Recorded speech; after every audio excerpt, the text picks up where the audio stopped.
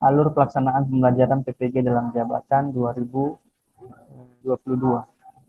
Nah, di sini terlihat bahwa pelaksanaan PPG dalam jabatan 2022, khususnya untuk kategori 2 ini, dimulai dari orientasi tentang guru masa depan, kemudian ada pembelajaran mandiri.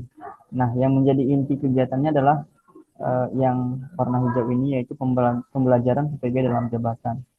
Di sini ada 9 langkah pembelajaran, dimulai dari identifikasi masalah, eksplorasi penyebab masalah, penentuan penyebab masalah, eksplorasi alternatif solusi, penentuan solusi, pembuatan rencana aksi, pembuatan rencana evaluasi. Pada setiap langkah ini, kita akan menggunakan LK ya, mengisi LK atau lembar kerja yang telah disiapkan melalui Learning Management System. Misalnya pada langkah 1 ada LK 1.1, langkah kedua demikian juga ada LK-nya, langkah ketiga sampai pada langkah kelima akan ada LK ya, lembar kerja yang harus kita isi, dan pengisiannya ya menggunakan dari berbagai sumber ya, setelah melakukan diskusi dengan dosen dan guru pamong, diskusi dengan rekan sejawat, menelusuri literatur dari berbagai sumber, kemudian melakukan wawancara dengan para praktisi, pakar, rekan sejawat, dan seterusnya.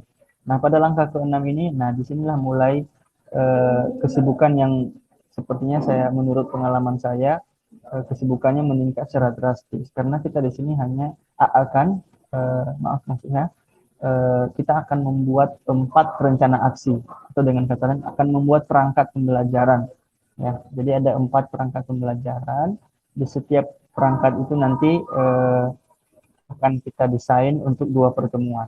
Jadi dari 4 perangkat pembelajaran itu, apabila masing-masingnya ada 2 pertemuan, maka 4 kali 2 ada 8 pertemuan. Nah, jadi perangkat ini meliputi ada RPP, ada LKPD, media, bahan ajar, dan instrumen penilaian.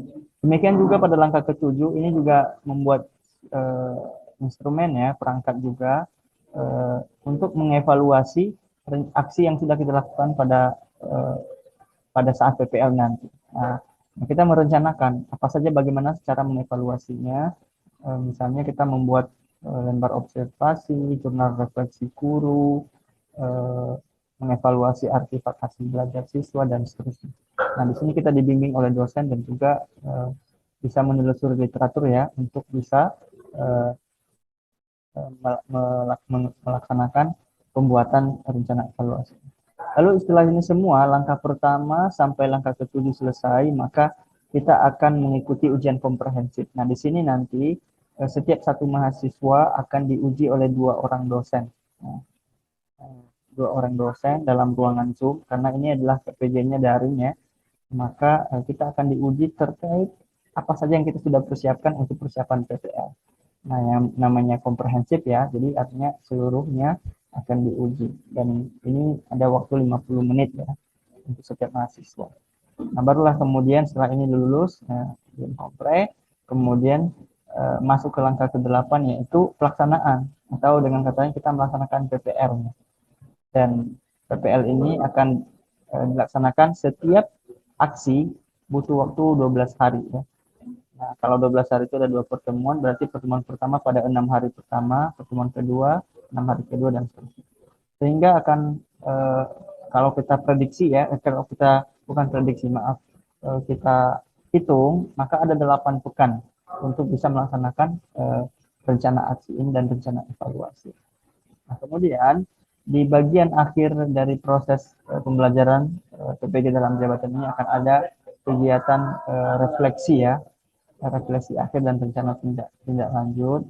Nanti akan dibimbing sama dosen, dan saya sendiri pun masih belum ya sampai kepada tahap ke-8 dan ke-9 ini. Setelah ini semua selesai, barulah kita mengikuti UKM PPG. Baik, demikian mungkin penjelasan singkat saya. Mohon maaf atas kekurangan. Oh, sebelum saya akhiri, ini ada informasi tambahan yang tadi saya terlupa. Dari langkah 1 sampai langkah ke-3 ya. Langkah ke-3, kita itu masih dalam grup besar, artinya dalam satu angkatan itu ada 30, seperti yang saya alami ya, ada 35 mahasiswa. Kemudian pada langkah keempat sampai langkah ketujuh ini, kita sudah dibagi dalam kelompok yang lebih kecil. Kalau tadinya ada 35 orang satu kelas, ini dibagi menjadi 3 kelas sehingga rata-rata satu kelas ada 12 mahasiswa. Dan ini dibimbing oleh 2 orang dosen, 2 orang guru pamong, ya, secara bergantian. Jadi setiap pertemuan itu satu guru pamong dan satu dosen yang akan eh, menjadi pendamping kita, fasilitator kita. Nah demikian ya memang yang bisa saya sampaikan. Mohon maaf atas segala kekurangan. Demikian.